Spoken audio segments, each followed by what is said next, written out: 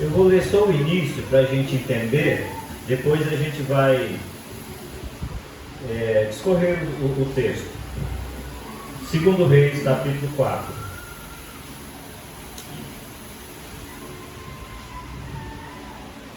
Nós vamos falar sobre a fé da mulher sunamita. O que podemos aprender com este exemplo de fé, a mulher sunamita? 2 Reis, capítulo 4, versículo 8.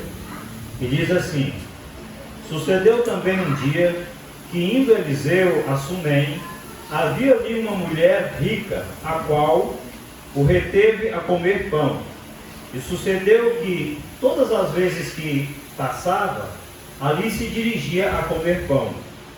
E ela disse ao seu marido: Eis que tenho observado que este que passa sempre por nós é um santo homem de Deus. Só até aqui. Podem sentar. Amém? Louvado seja Deus.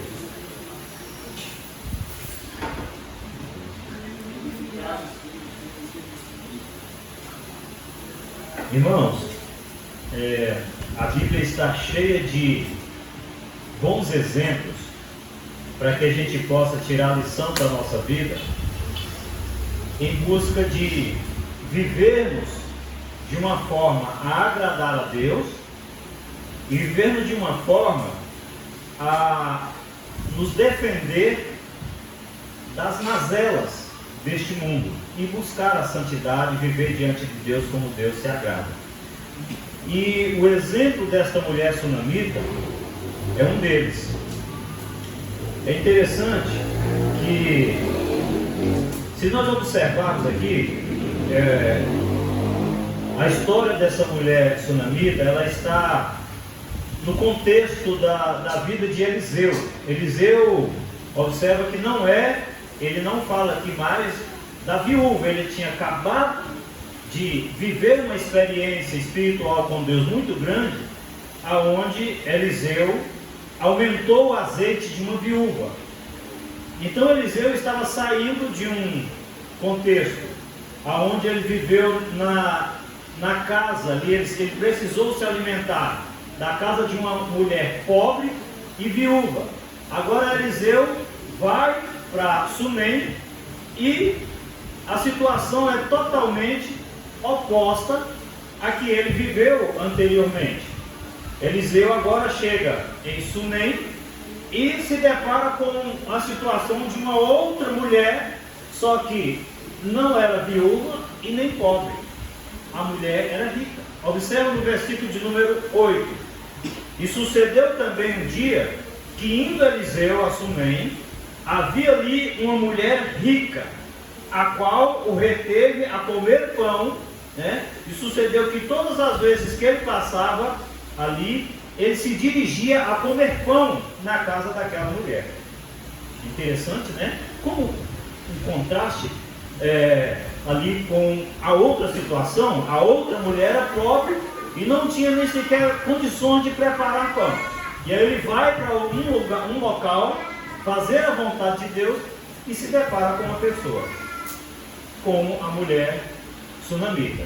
E é interessante que aqui a Bíblia faz questão de dizer que ela era uma mulher rica. Amém? Eliseu, homem de Deus, passa por aquele lugar e aquela mulher, aquela família observa que a mulher sunamita era uma mulher justa, era uma mulher rica e também observadora.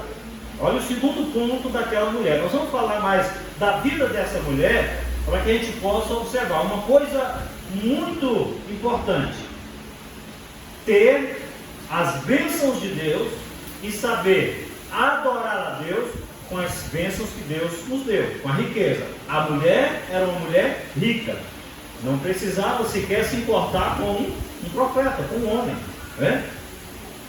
Só que no versículo de número 9, observa que ela era uma pessoa atenta. Então, uma mulher abençoada por Deus e atenta às necessidades da obra de Deus. Isso é uma riqueza.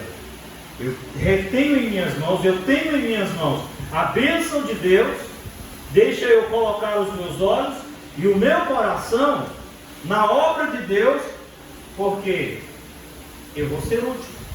Eu preciso ser útil na obra de Deus e dar a Deus, abençoar a obra de Deus com aquilo que Deus me abençoou. Então ela era atenta. Era uma pessoa que poderia simplesmente, desfrutar da sua riqueza com o seu marido e simplesmente não olhar para a obra de Deus. Mas não, ela era atenta. Versículo 9. E ela disse ao seu marido: eis que tenho observado, uma pessoa observadora, que este que passa sempre por nós é o santo homem de Deus.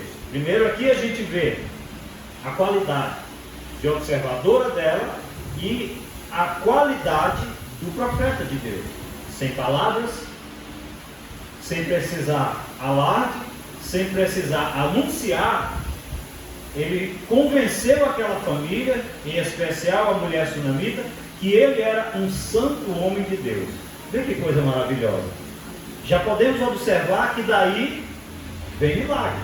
Já podemos observar que desse contexto, algo de muito especial vai acontecer. Um santo homem de Deus, procedendo com sabedoria, andando com prudência, e uma pessoa rica observando o proceder daquele homem. Alguma coisa vai acontecer. Ok. Então no versículo de número 10, a mulher sunamita mostra uma outra qualidade muito especial, que é aquilo que a Bíblia diz que nós temos que ser: anfitriões, bons anfitriões. O homem de Deus, a mulher de Deus, ele precisa ser anfitrião, bons anfitriões, receber o Senhor, porque a palavra do Senhor diz que muitos, sem saberem, receberam anjos em sua casa. Quantas pessoas têm essa riquíssima oportunidade de receber anjos em sua casa e fecham as portas, ou da casa física, ou até mesmo do coração? Mas a atenção daquela mulher, o desejo de prestar serviço a Deus, faz com que ela observe que ali é um santo homem de Deus. Então ela toma agora a decisão, ela era prestativa, e observe o que ela diz aqui no versículo de número 10. Preste atenção.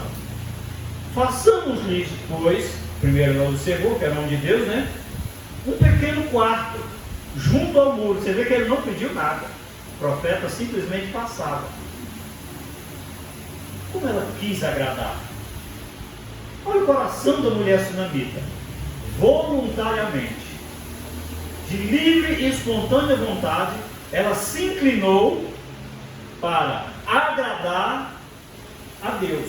Porque a palavra de Deus diz que aquele que recebe, um desses pequeninos, que dá sequer um copo d'água, na qualidade de profeta, de maneira nenhuma perderá o seu galardão. Observe, sem saber, sem sentir, sem interesse nenhum. Você vê que ela era rica, ela não tinha interesse. Eu vou reter esse homem de Deus para que ele me abençoe, para que ele me dê tudo. Não, ela tinha tudo. Ela vivia no meio da sua família, ela estava ali com o seu marido e ela não tinha interesse em mais nada. Simplesmente queria ajudar a obra de Deus. Colocou o coração. Então no versículo 10 ela diz: então vamos fazer aqui um pequeno quarto junto ao muro e vamos colocar ali uma cama, uma mesa, uma cadeira, um candeeiro. Olha como ela cuidou de cada detalhe. Não vamos fazer ali, não, nós vamos dar a ele uma situação dele chegar e descansar, dele renovar as suas forças, para que ele possa continuar abençoando este lugar.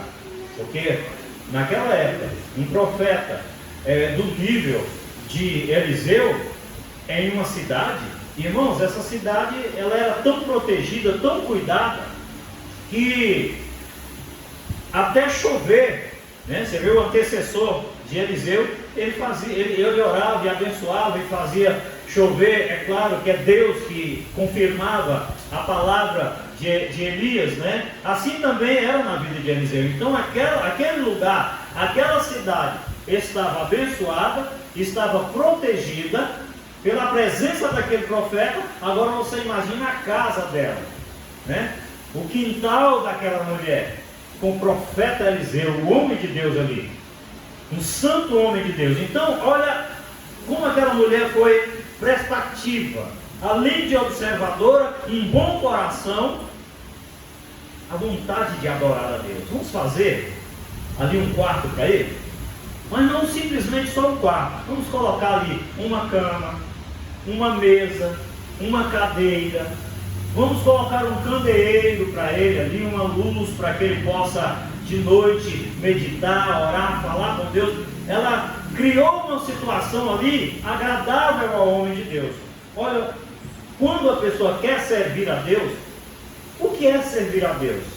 Pastor, eu desejo servir a Deus. Aonde está o servir a Deus? Quem fizer a um dos meus pequeninos, a mim, se faz. Quer servir a Deus? Teu vizinho, o teu marido, a tua esposa, os teus filhos, o teu pai, a tua mãe, a tua igreja. É Deus, é o Senhor, ajudando um ao outro, tornando a vida do seu próximo melhor, mais agradável, mais alegre. Irmãos, ele passava por ali, mas sabe lá onde esse profeta dormia? Aonde ele se encostava, talvez debaixo de uma árvore, no frio. Mas a mulher sunamita se preocupou em cada detalhe. Não, olha, essa bênção, ela chega para o seu marido e diz: essa bênção, todos os dias, ela passa por nós. Agora nós vamos mudar essa situação, nós vamos reter para que essa bênção não passe mais por nós. Ele vai ficar aqui. Eu quero essa bênção aqui. Então, ela chama o seu marido e diz: vamos usar, fazer um bom uso daquilo que o Senhor nos deu. Nós temos condição financeira, vamos abençoar, vamos alegrar o coração de alguém com isso. Olha que coisa especial. Não é todo mundo que pensa assim não. Não é todo mundo que pensa assim não. Então ela fez, construiu.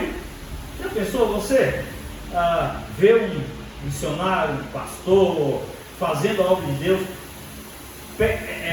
separar aí dentro do seu terreno um lugar, um local e construir uma casa para ele? Não é fácil, irmãos. Parece ser fácil essa atitude, mas não é fácil. Mas assim ela fez. E ainda não somente fez, como preparou todas as coisas. Colocou tudo em situação. Agora, a mulher sunamita, ela não tinha interesse, não pediu ao profeta nada. Mas olha o que é a obra do Senhor. Quem planta, colhe. Quem planta, colhe. Não tem jeito. Ela, fazendo tudo isso ao profeta, uma certa feita, Geazi e Eliseu, né? Geazi era servo de Eliseu, em um diálogo, começaram a conversar e criar ali uma situação. Olha só, do versículo de número 11 ao 16, diz assim, ó: e sucedeu um dia, vê que isso aqui demorou, um dia, né, que veio ali e retirou-se aquele quarto e se deitou ali. O que está falando o profeta Eliseu? Então disse ao seu moço Geazi: chama essa sunamita, né? E ele, chamando-a, ela se pôs de pé diante dele. Olha uma situação aqui sendo criada sem que ela desejasse ou pedisse, mas é uma bênção. Porque ele dissera, né? Dize-lhe: eis que tu nos tens tratado com todo o desvelo, né? Todo zelo, todo cuidado, você tem nos tratado. Que se há de fazer por ti? Olha a pergunta do profeta: o que você quer que eu faça? Talvez um homem sem condição financeira, sem nada, ele está ali morando de favor e pergunta o que você quer que eu faça por você. O que você quer que eu faça? Haverá alguma coisa de que se fale por ti ao rei?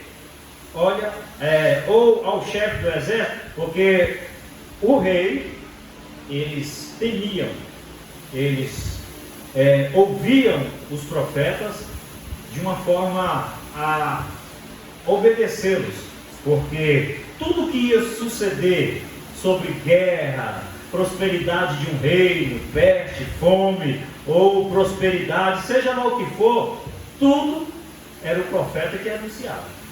E em muitos casos a oração do profeta mudava a situação, a resposta ao rei, e tudo que ia suceder ao seu exército, ao seu povo, à sua nação, era dado através do profeta da época. Amém? Então ela chega e diz: Eliseu diz: você quer que eu fale ao rei alguma coisa em seu favor? O que eu possa fazer? E Geazi disse então: ora, ela não tem filho, e o seu marido é velho. Olha onde eles vão mexer. Olha a situação de Sara e de Abraão voltando à tona. Ela não tem filho, e o seu marido é velho. Então, versículo 16, ele disse, chama, e chamando ela se pôs em pé diante dele ali na porta. Sabe o que Eliseu vira para a mulher sem ela falar nada?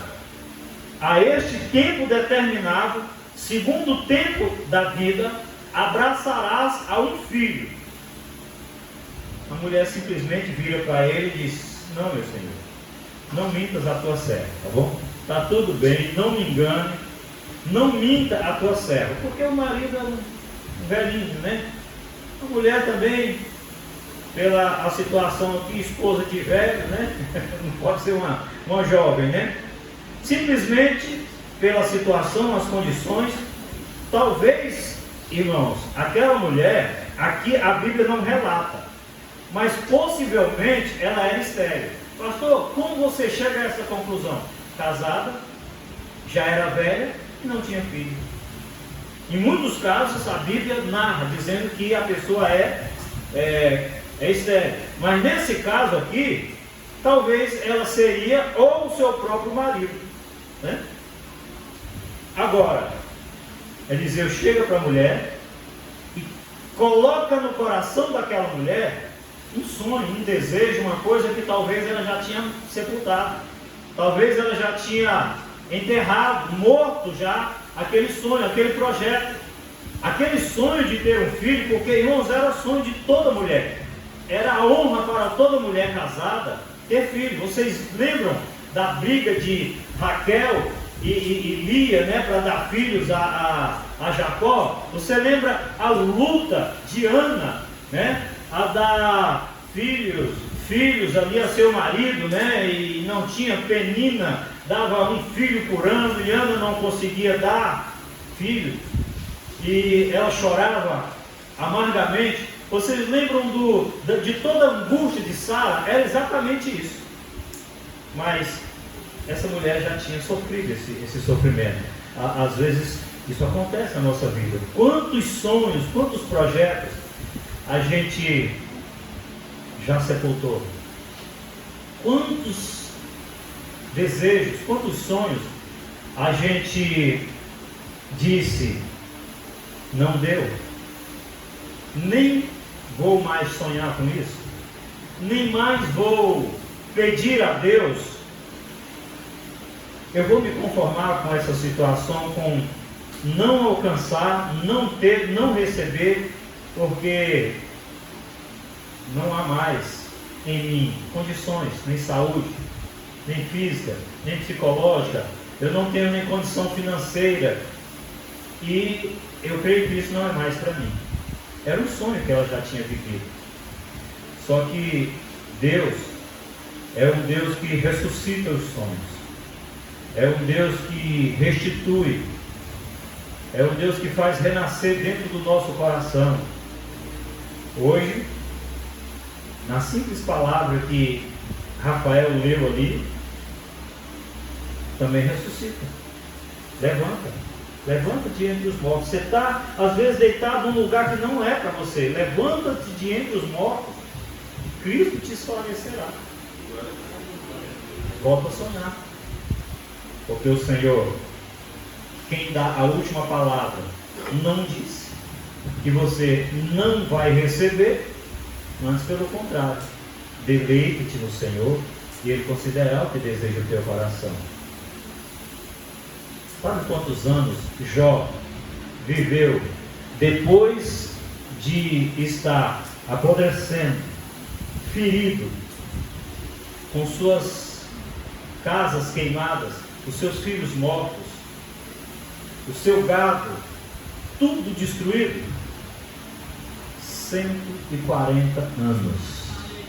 E viu os filhos dos seus filhos até a 4ª geração. Você está no direito de parar de sonhar? Você está diante de Deus, ouviu o Senhor, através do seu Espírito, tocar na vida do meu filho, dizendo: eu estou nesse lugar. O Senhor está neste lugar. 2 ou mais reunidos no meu nome, aí estarei eu no meio dele. Aí estou eu no meio dele. Será que nós estamos certos quando tiramos do nosso coração aquele sonho, aquele projeto, aquele desejo, aquilo que tanto desejávamos? Ah, mas já estou doente, já estou velho, já isso, já aquilo.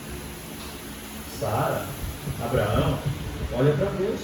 Haveria alguma coisa difícil ao Senhor seu Deus? Por isso ela chega para o profeta e diz o seguinte: não enganas, não mintas a tua serva, tá bom? Não mintas a tua serva. Então a situação daquela mulher estava indo bom. Sabe o que aconteceu? Aqui no versículo de número 17, imediatamente diz assim, ó: e concebeu a mulher, concebeu, engravidou, e deu à luz a um filho, no tempo determinado, segundo o tempo da vida que Eliseu lhe dissera, segundo o tempo da vida que a palavra de Deus falou que iria acontecer. Maravilha! Imagina a alegria daquela mulher com aquela criança ali dentro de casa. Só que a situação começa a se agravar. A situação se agravou. Irmãos, olha, está passando por luta, está vivendo situações difíceis, está vivendo perseguições. Glorifique a Deus, porque você está dentro do plano de Deus. Louvado seja Deus. Você está totalmente dentro do projeto de Deus. É o Senhor agindo. A situação começa a se agravar. Um belo dia, aquele menino já grandinho, né, crescendo, adolescente, né, do versículo 18 a 20, chega a dizer assim: olha o que acontece aqui. Crescendo o filho, sucedeu que um dia, observa que quando fala um dia é porque passa-se tempo, saiu para o seu pai, que estava com os segadores, estava no campo, estava trabalhando, e disse ao seu pai: ai a minha cabeça, ai a minha cabeça. Então disse a um moço: leva-o à sua mãe. O pai pediu a um dos seus servos: leva-o à sua mãe, porque era rico, então tinha servos. E ele o tomou e o levou à sua mãe, e esteve sobre os seus joelhos até ao meio-dia e morreu. Espera aí, o que veio agora a uma pessoa boa, uma pessoa prestativa, uma pessoa honesta? Veio tamanha angústia, tamanha aflição, porque a Bíblia diz que tudo sucede, tanto ao bom quanto ao mal. Mas só que tem uma coisa, no Salmo, né, de número 34, versículo 19, diz assim, ó: muitas são as aflições do justo, mas o Senhor o livra de todas. Toda a terra toda a humanidade, todas as pessoas passam por aflições. Mas a promessa é para o justo, de livramento. Promessa de livramento. Muitas são as aflições do justo, mas o Senhor o livra de todas. A promessa de Deus é essa. É justo. Pastor, como eu posso me considerar justo? Você não está em Cristo? Nova criatura é? As coisas velhas se passaram, eis que tudo se fez novo. Então quem está em Cristo já está justificado por Cristo. Graças a Deus. É para você a promessa de que o Senhor te livrará de todas as suas aflições. Será que isso vai se cumprir? Porque aqui está aquela pobre viúva, aquela mulher, pobre não, aquela mulher agora aflita, angustiada, porque o filho morreu. E é interessante que essa situação se agrava e toma esse rumo inesperado. A gente pode dizer o seguinte: essa mulher agora vai murmurar, vai espraguejar, essa mulher agora com essa situação adversa vai abandonar a fé, vai abandonar a Deus e vai tirar esse profeta de lá, porque foi ele que criou essa situação. Mas não, no versículo 21, a mulher sunamita poderia ter uma situação assim de desespero mesmo, só que ela usa de uma estratégia muito grande. Ela pega aquele menino morto, sem alarme, sem falar para o seu marido. Irmãos, olha a maestria com que essa mulher resolve um problema, uma situação adversa. Ela pega o menino, ao invés dela deitar o menino na cama dele, na casa dela, ela pega esse menino nos braços, vai lá e deita na cama do profeta. Será que aquilo era um recado? Aqui ele não dorme. Ou ele ressuscita esse menino ou ele não dorme. Eu vou botar na cama dele. Porque quem criou essa situação foi ele. Eu não pedi filho para ele. Olha a vida do profeta. Ou ele ressuscita esse menino ou ele aqui não dorme. Tudo bem. E vai aquela mulher, né? E desce tranquilamente, no versículo 22 a 23, a falar sem falar nada com seu marido sobre a situação. Ela vai ao encontro do profeta para resolver o seu problema, vai buscar a solução do seu problema, porque quem está com aflição, quem está com problema, não deve cruzar os braços e deixar acontecer, não, tem que lutar. Por exemplo, nós estamos vivendo uma campanha agora, que nós estamos pedindo saúde, a campanha da saúde, eu e a minha casa com saúde, eu irei e lhe darei saúde, então eu tenho que me mover, eu tenho a minha atitude, não vou entrar em desespero, porque estou doente ou coisa parecida, mas eu vou buscar diante de Deus reverter essa situação, e eu sei que tudo é possível para ele, tranquilamente. Aqui no versículos 22 e 23, é interessante que ela não fala nada ao seu marido. E chamou a seu marido e disse: manda-me um dos moços e uma das jumentas, para que eu corra ao homem de Deus e volte. E disse ele, a prova de que ela não tinha falado nada com ele: por que vais a ele hoje? Então ele não estava sabendo. Ele está deitado lá na cama. Não é lua nova, nem sábado. E ela disse: tudo vai bem, vai tudo bem. Vai tudo bem. Não, vai tudo. Já pensou, irmão? A maestria com que aquela mulher parte para resolver o seu problema, o menino estava de boa. Vai tudo bem, tá? Então, albardou a jumenta e disse ao seu moço: guia e anda, não te detenhas no caminhar, senão quando eu te disser. E partiu ela, pois, e veio ao homem de Deus no Monte Carmelo. E sucedeu que, vendo o homem de Deus ao longe, disse a Geazi, seu moço: eis aí a sunamita. Olha que coisa interessante, irmãos. Deus não revelou ao profeta, não mostrou nada sobre a situação. Eliseu era um homem que Deus mostrava tudo para ele, mas Deus queria realmente mexer com a fé daquela mulher e com também Eliseu e Geazi. Olha esse momento aqui. No versículo 28, a mulher chega com toda sinceridade. Versículo 27, chegando ela, eis o homem de Deus, ao monte, já falou. Versículo 28, e disse ela ao homem de Deus, escuta essas palavras. Ela podia ter chegado desesperada, né? Pedi eu ao meu Senhor algum filho? Eu te pedi algum filho? É terrível, né? Aí o profeta já entendeu. Não precisou nem Deus revelar.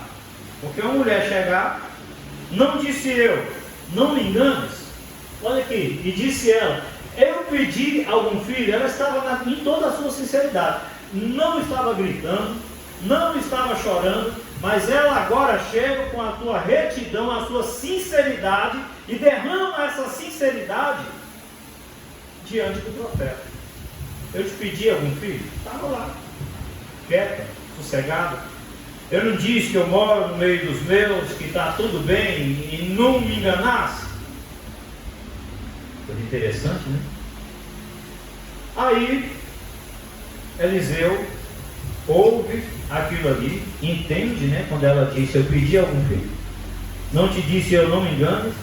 E Eliseu agora, vendo aquela situação, sentindo a amargura, a angústia, a angrura no coração daquela mulher, ele tenta transferir a responsabilidade para Geazi. Não, profeta, o problema é teu. Foi você que criou essa situação. Não foi a mulher, a conversa não foi você que ofereceu, né? Ele chega para Geazi e tenta transferir o problema, uma coisa que não adianta. É entre eu e Deus, é entre você e Deus, tem que ser resolvido. Sou eu que preciso realizar, preciso fazer, não adianta. Outra pessoa não vai fazer o que eu tenho que fazer, outra pessoa vai cumprir o ministério dela, a missão dela. O que eu preciso fazer, eu vou fazer. O pastor não vai tocar a bateria, não adianta, não sabe, vai sair tudo errado, não é? Então, a situação foi criada por ele, não adianta ele transferir. E é interessante, ele disse a Geazi, cinge os teus lombos, e observa, e toma o meu bordão na tua mão, e vai, se encontrares alguém, não o saúdeis, não o saúdes, e se alguém te saudar, não lhe respondas, e põe o meu bordão sobre o rosto do menino. Só que a mulher não aceita essa situação. Porém disse a mulher, a mãe do menino, vive o Senhor e vive a tua alma, que não te hei de deixar. Não foi Geazi? É você que eu preciso que resolva o problema. Não adianta. Geazi, não.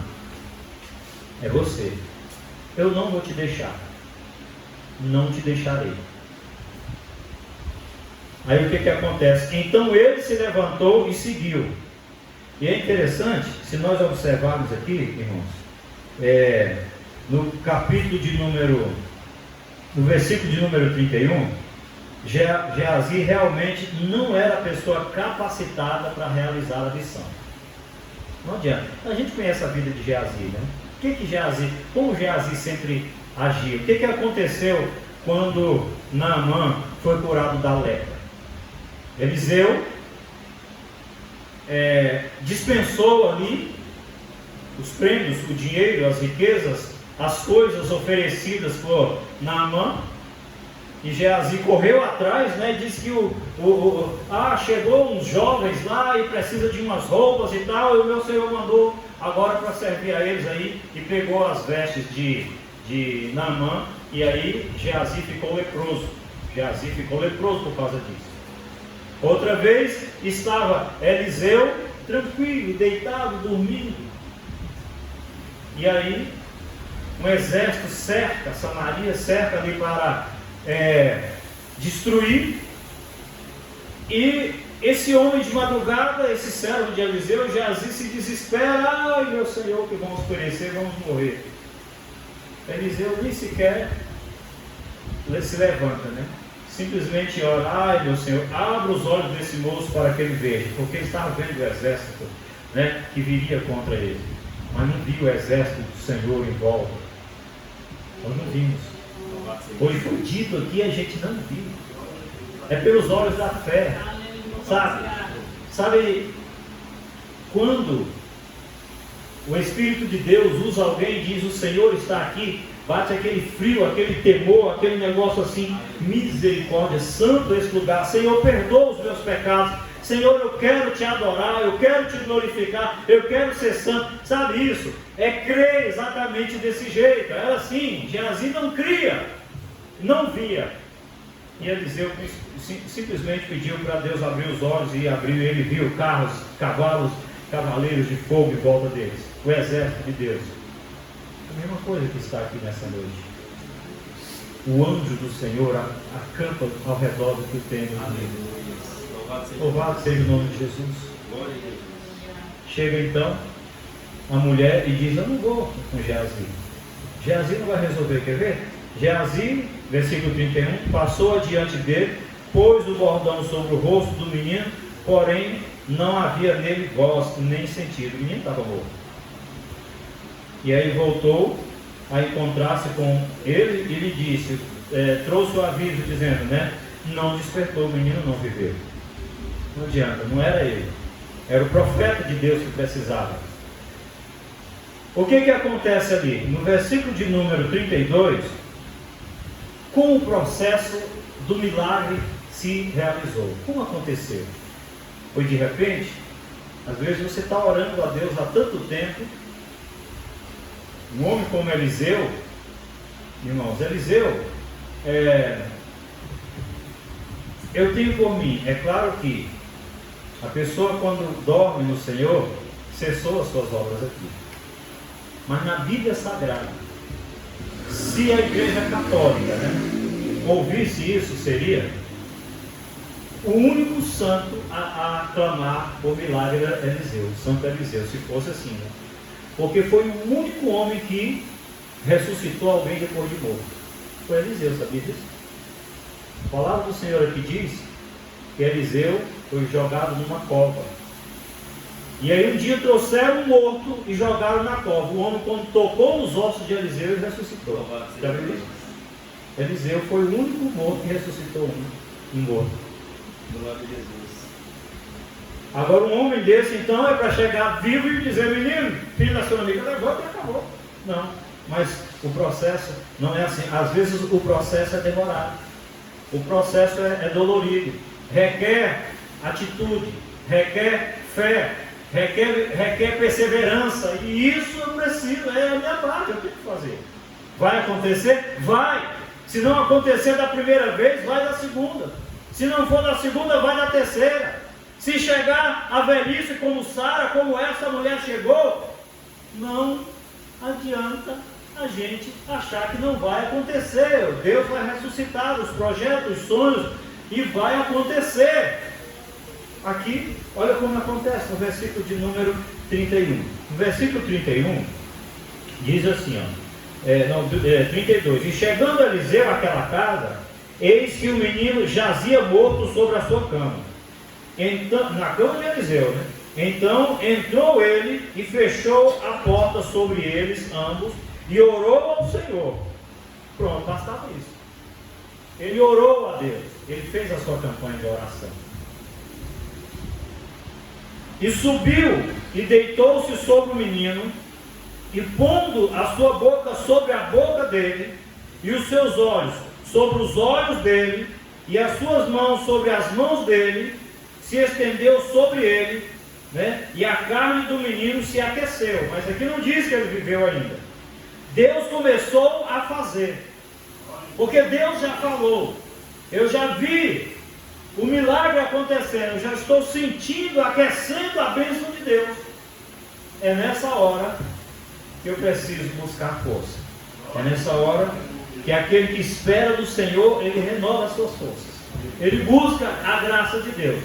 E aí, irmãos, diz a palavra de Deus aqui no versículo 35, que ele voltou e passeou naquela casa de uma parte para a outra. Já viveu esse momento? De angústia? Já viu aquele hino que eu canto com a Sueli aqui, né? Parece que o céu é de bronze, né? Anda para lá e para cá na sua casa, senta na calçada, chora em frente ao portão, mas o menino continua ali naquela situação. A situação de morte ainda estava ali presente, porque já havia feito todo o processo que estava no seu coração.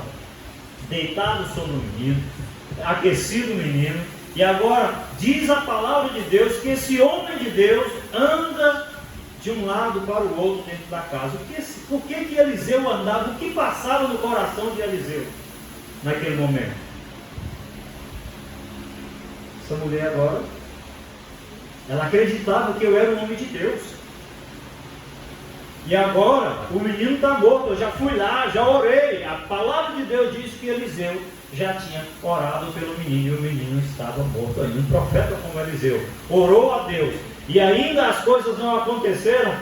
Eu tenho o direito de desistir, de parar? Você pode pensar em parar? De forma alguma. Não pare. Não pare de forma alguma. Ande na sua casa de um lado para o outro, ainda que seja às 3 da manhã, à madrugada.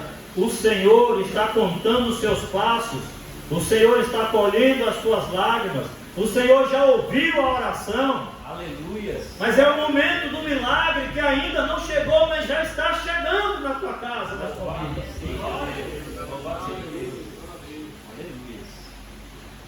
Parece o hino, né? Anda pela casa, chora no quintal, diz que nada muda, tudo está igual. Senta na calçada, em frente ao portão, diz que vai embora, sair sem direção. Às vezes isso acontece na nossa vida, irmão. Angústia, choro. O justo também se angustia, mas o Senhor livra de todas as suas angústias. Vai acontecer. Está chegando o momento. A bênção já está aquecida, já está no forno. O menino já estava no forno, já estava aquecendo. A Bíblia diz que o menino aqueceu. E agora ele anda de um lado para o outro. Gente, olha como isso estava. Que coisa interessante. Olha que coisa interessante. Passeou, versículo diz assim: passeou naquela casa de uma parte para a outra. Depois tornou a subir e se estendeu sobre ele novamente. Espera aí. Repetiu o processo. Nós iniciamos um projeto aqui, eu e a minha casa com saúde. Me veio ao coração, e já falei com algumas pessoas, eu vou passar para a igreja. O menino já aqueceu, mas nós não vamos parar não. Irmãos, intensifique as orações pela sua família. Isso está ardendo no meu coração. Eu queria falar no grupo, mas eu preferi falar aqui. Clame por saúde. Hoje eu fui no Gama. Misericórdia. O que estamos vivendo? Por que Deus me despertou de madrugada e me deu essa campanha? Eu irei e lhe darei saúde. Mas eu não sei o quanto você tem jejuado. É para jejuar às terças-feiras? Intensifique. Tire mais dias da semana para jejuar e orar pela saúde da sua casa, pela sua saúde. O mundo está adoecendo. Lembra do velo ali de algodão que nós pregamos aqui? Pode acontecer uma situação em volta, mas no velo de algodão só aquilo que nós pedimos a Deus, do jeito que foi pedido ali por Gideão.